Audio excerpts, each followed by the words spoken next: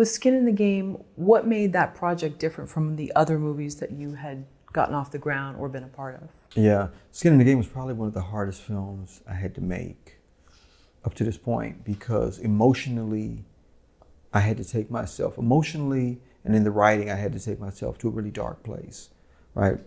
Trafficking is a dark, dark world.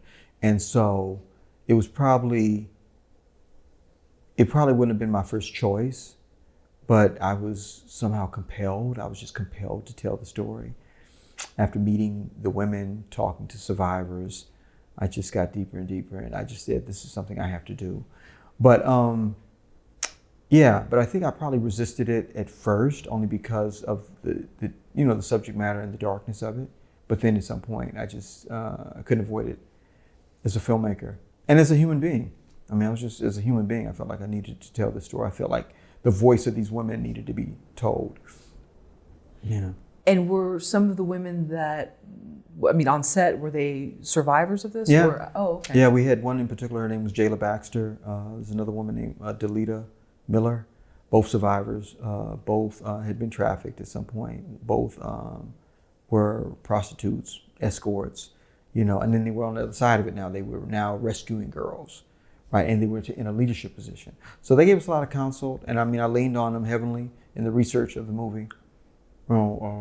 Terms, the subject matter, something Jayla would always say was, a young boy doesn't grow up thinking he wants to be a pimp, so remember that in terms of the empathy to everybody involved, right? And so, pimps are being groomed too, and a lot of times what I've studied in the research, not to give them a pass, but I've found that if you look at their backgrounds and the women sometimes that are trafficked, they're equally the same. No father, abusive father, molestation, right? Neglect, not feeling loved. Yeah, a lot of that stuff, right? And so just empathy. Jayla was just really strong on talking about empathy. And she was really strong on talking about boys and girls being trafficked. It wasn't just girls, it was boys too. So a lot of stuff I was hearing for the first time, like they were living it, but I was hearing it for the first time, And how did you meet them? Well, at first it was really hard to get into the community. And when I say the community, it's like I would go to meetings, trafficking organization meetings, but I couldn't meet the girls. I couldn't meet the survivors for obvious reasons, because number one, I'm a filmmaker, so they're thinking, exploitation. They could be thinking that, cash exploitation or what that could mean. And then I was an outsider. I didn't know anybody.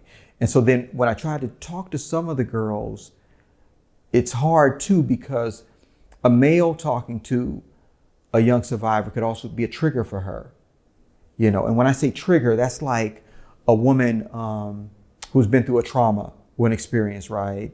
And then a male figure shows up, and whether my hair, complexion, whatever, it could have been a trigger for her. Me interviewing her, talking to her. So they want to avoid that, giving these women triggers. You know what I mean? There was one woman I interviewed who said that, and she's a survivor and a leader, and she, had been through a lot. But she said that if her pimp came in the room right now and said, let's go, and she'd been out of her life, like say 10 years. But she said if her pimp came in the room right now and said, let's go, she said she would get up and walk out with him. Yeah. So this living trauma that these women go through is real. And so I had to, there's a level of sensitivity around that, and having to live and breathe the story for a long time before I was able to put it on paper. Mm-hmm. And you wrote the film? No, I came up with the story, and I kind of did the outline and the treatment. But then Steve Peterson came on and he wrote the script. How did you meet Steve? I met Steve because I was working on the first film. It was called Diamonds in the Rough. This was the one going back to Africa, and Steve had did some work on that script, and I met him through another producer, Tom Shell. Mm-hmm. And then when we took the script, Skin in the Game, to Howard, who eventually produced it, Howard Barish over at Can Do Films, we went through a whole nother development process.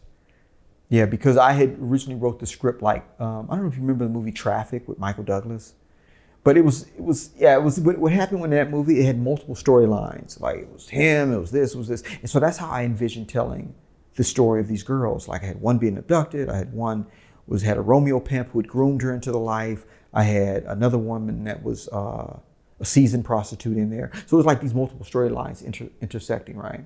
But then when I took it to Howard Barish, and Howard's very seasoned at making movies, especially independent movies. And Howard had worked with Ava DuVernay, and he worked with her on Middle of Nowhere and her first film, I Will Follow. And he had films go to Sundance. So he was like the seasoned Shepard producer. And so when I took him the story, he was like, I like it. And he wanted to get involved because he himself had been touched by trafficking also. And he was also coming into this new awareness of what this was, because it was everywhere and it was all around us. And I started to share the story with him. And the more I shared, the more he got enthused and wanted to get behind the film. But he thought it was just too large. Like it was too much going on. It was too many different stories. So his first suggestion was you got to streamline. You got to streamline it and, tell a singular story, right? And this was it was for budgetary reasons. It was for festival reasons, yeah. And it was for good filmmaking reasons at that particular point too. So it's not all over the place, and we didn't have the budget to really support that. And so I went back to the woodshed, and then that's when I leaned heavily on Jayla. And Jayla, I met Jayla. She's a trafficking or survivor and a leader, and this woman she's amazing, an amazing woman, and she's rescued over 5,000 girls. 5,500 boys and girls within an 18-year period. Wow. And I found her, I don't know, by chance, fate, I don't know, you call it, but she was in Watts teaching in her grandmother's or one of her relatives' basement church about how gangs are trafficking young girls. And I saw the flyer, how gangs are trafficking young girls. Learn about this and find out how to prevent it. So I went, and wow, she blew me away. And then I met with her afterward, and we talked, and then she became very integral in sort of the development of the way the story was being unfolded now. And she came on board as a consultant, and as a consultant for us. Because now the story is about a mother and a daughter, and then getting a former prostitute. Yeah, she was always in it. The mother and daughter was always in it, but it wasn't about a woman, former prostitute, rescuing her. And that's where Howard made the input and said, you got to streamline it. And then we realized that to tell that particular story, I needed to know more about that woman, because I didn't know much about her, the prostitute now rescuing girls. And that's when I started to research and talk to Jayla a lot, and to Lita Miller.